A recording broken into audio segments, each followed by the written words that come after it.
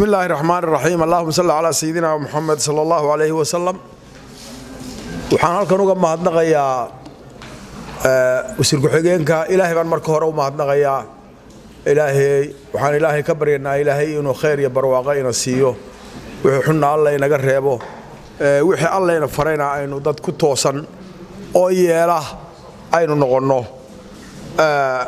mar labaadka halkan waxaan uga mahadnaqayaa ka soo qaybgalayaasha halkan fadhiya ee ay u fara badan yihiin wasaaradda hawlaha guud iyo dadkii arrintan aynu imika wadno loo xil saaray waxaan u mahadnaqayaa wasiir ku-xigeenka wasaaradda arrimaha gudaha haddii bayda kada leeyahay maamul wanaagga maayarka Hargeysa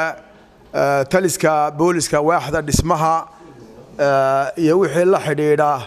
hadday marti joogto martida kale ka soo qayb gashay baan u mahadnaqayaa Ilaahay baa mahadle halkan inaynu isugu nimaadno wixii markaa jira ee loo baahan yahay wax laga qabtana waxyaalo badan oo horay aynu u dhaqaajinay iyo inaan si joogto ah hawlaha dalka ka jira marba xaalka ay yihiin ay ku sugan yihiin inaynu ka shaqeyno waa mid aynu u mideysanahay rabnana inaynu wax ku hagaajino oo dalka iyo dadka shaqeynaya dadka u shaqeynaya in magac ka haro wix qabad oo ummadda haddii beedkeeda leeyahay waxtar u ah inaynu ka shaqeyno dhamaanteen halkan labada shay ee yaala labada arrin ee yaala ee aanu ku haynay ee wasaaraddu inay ku hawlgasho ay tahay waxay ahaayeen barnaamijkan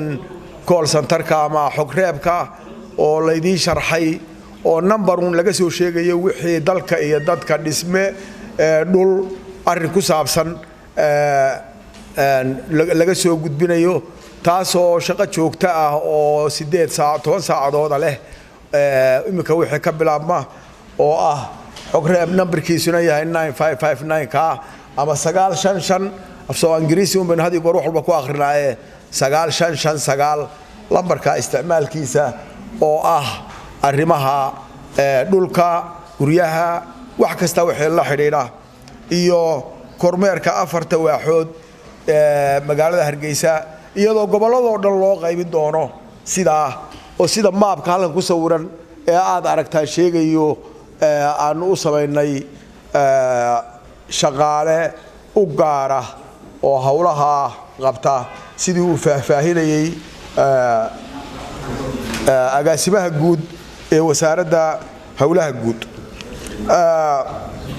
waxaan halkan ka sheegayaa oo la socodsiinayaa in maayirada cusub ee dalka oo badi imika wax yar joogay in badan oo kamid ah oo inay la soo aan wada xidhiidhnay aanan u bogaadinayo badidooda sida wanaagsan ee xidhiidhka shaqo ee aanu leenahay maayarada iyo golayaasha deegaanka gobolada iyo degmooyinka inaanu hirgelino shaqada iyadoo uu fadhiyo imika maayarkii caasimadda Cabdikariin Mooge oo ah markay ururkoodana gudoomiye guud ka halkan uu fadhiyo taasoo aan ugu mahadnaqayo inta maayar la soo xidhiidhay ee wasaaradaha la soo xidhiidhay hawldan wada qabanana aad iyo aad baan u mahadnaqayaa iyagoo badidoodu ila soo xidhiidhay waxaan halkan ka sheegayaa oo barnaamijkan ka baxsan oo la xidhiidha keenan waxaa jira buurihii dalka jeexjeexyadii haddii beedkeeda leeyahay dhulkii babacyada ahaa waa dhul dad sheeganayo waa dhul mar walba mididu saaran tahay oo ciiduun u dul taagan tahay ay leedahay horeyna in badan baanu u shaacinay imikana waa sheegaynaa buur dad leeyahay iyo buur qof hantii karo iyo jeexjeex dad hantii karo iyo doox iyo qarar dad hantii kara ma jiro dhammaan waxaanu sameynay misalan ba caasimadda iyo dhulka kalaba in meelaha laga qaadayo ciida iyo dhagaxa ee buuraha ee la isticmaalayo waad ogtihiin nin baa fadhiya buurta isaga leh lacag buu ka gurayaa lacagtana isaga leh dhammaan buuraha dalka iyo meelaha dhagxanta laga guro iyo haddii beedakeeda leeyahay jeexjeexeeda marka ugu horeysa waa hanti dawladeed lacagta laga qaadayo buuraha iyo iskarogooyinku maanta waxa laga yaabaa magaalada Hargeysa inay soo gasho 500 oo iskarogo oo dhagax iyo ciid wada oo buur la fagayo ka soo qaaday dhulka say u galeen waad garanaysaa waxaan u aansayn garanay meelihii kuma eka buur kasta oo dhulkeedii la cunayo oo la goynayo oo aan dawladda hoose imika wixii laga bilaabo astayn ma jirto iskarogan buur ka soo qaaday lacag oo aan hantida dawladda hoose ku wareejinna ma shaqayn karto waa ku celinayaa waxaan ugu celinayaa buur dalka ah oo la isticmaalayo oo aan hantida ninku u fadhiyo go'an lacagta ku urursanaya hantida qaranku leeyahay buuraha waxa leh oo lagala xiriiraya dawladda hoose iyadoo ay u badan tahay Hargeysa maantana la soo helayo inay Hargeysa soo galaan 700 ilaa 500 oo iska rogo oo ciid iyo dhagax wada kuwaas oo buur ka soo qaaday buurtaana uu nin fadhiyo ninkaasina buurta lacagteeda guranayo waa xaraan waa hanti qaran hantida ay isticmaalayaanna waa hanti ay leedahay qaranku kuwaas oo ay mas'uul ka tahay lacagteeda in lagu wareejiyo dawladaha hoose ee dalka waxa jira magaalooyinka dalka waad ka warhaysaan waxa la yiraahdaa eg xaajo markii ay taagan tahay loo baahan yahay in wax laga qabto baa laga qaban karaa laakiin marka xaajo isku murugto ay sanada gaadho ay qarniya gaadho ay in badan gaadho in waxba laga qaban karin waxaan la socodsiinayaa ummadda Soomaaliland magaalooyinka koraya ee maanta yar yar aan waaweynayn ee degmooyinka tuulooyinka la isugu yimi ee soconaya ee la dhisayo ee qaab ay u socdaan iyo qaab ay ka socdaan midna aanay jirin in inta goor tahay ee ayan magaalooyinkaasi isku murugin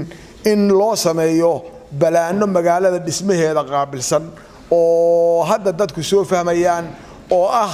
in meeshii la dhisayay iyo meeshii wada ahayd iyo meeshii la degi lahaa iyo meeshii garoon ahayd aan lahayn waxaan ku talinayaa sida meelo badan oo imika nala soo xidhiidheen ee aanu u wadno ee aanu balaano qorshe magaaleed ugu sameynay oo tii ugu dambeysay aan dadka maskaxdiisa ku jirin oo ah beesh ilaha war cibraan oo magaalo koraysa ah oo aanu u sameynay qorshe boqolka sanadood soo socda ay ku meel mariso aqal dhaafaya iyo meel weydaaran saana aanay jirin waxa jira kuwa ay nagala soo xariireen xariirad degmada Balligubadle law yacdo hadii beedakeeda leeyahay meelo badan oo degmooyina ama magaalooyin koraya magaalada koraysa hadii aan maanta wax laga qaban oo la joojin oo qaabkeedii imika la diyaarin oo dadka deegaanka u dhashay aanay diyaarin oo maanta aan wax laga qaban markay isku cayniya bayd goodo la isku galo bay dhalaysaa ta Soomaaliland oo dhan ama tuulo yar ha ahaato ama magaalo weyn ha ahaato waxaan la socodsiinayaa inay magaalooyinkooda qorshe qurux iyo wanaag dhalaya aayahana wax taraya ay u diyaar garoobaan oo iyagu balaan garaystaan oo dawladaha hoose ee deegaanka ama maayirada dhulka ama golayaasha deegaanku ay haddaba ogaadaan meeshii aan golo deegaan lahayna in ay dadkoodu diyaarsadaan oo ay sidii qurxinta magaalada iyo magaaladu kulli waa koraysaa magaalo kasta in la ogaado waxaan halka ka sheegayaa dawladda hoose arrimaha gudaha booliska iyo wasaaradda hawlaha guud anigu wax allaale wixii hawle la hayo waa mid marna shaqo ku kala tagi maayaan shaqooyinka dawladaha hoose ka hayaan dalka qaranka ay u hayaan wixii iyagu waxay qaabilsan yihiin shaqada u gaarka ah wax allaale wixii aanu kala qaban karno iyo wixii aanu kaga biirin karo waa kaga biirinaa mid aanu wadaagno tala gaara ku goosan mayno mid ay iyagu leeyihiin wixii aanu kaga biirinaa taanu annagu leenahay wax allaala wixii ay nagala qabanayaan baanu diyaar u nahay arrimaha gudaha oo nabadgelyada iyo arrimo badan oo aan la koobi karin dalka mas'uulka ah sidaas oo kale ayay hawsha aynu hayno inooga qayb yihiin booliska oo ah gacanta ama cududda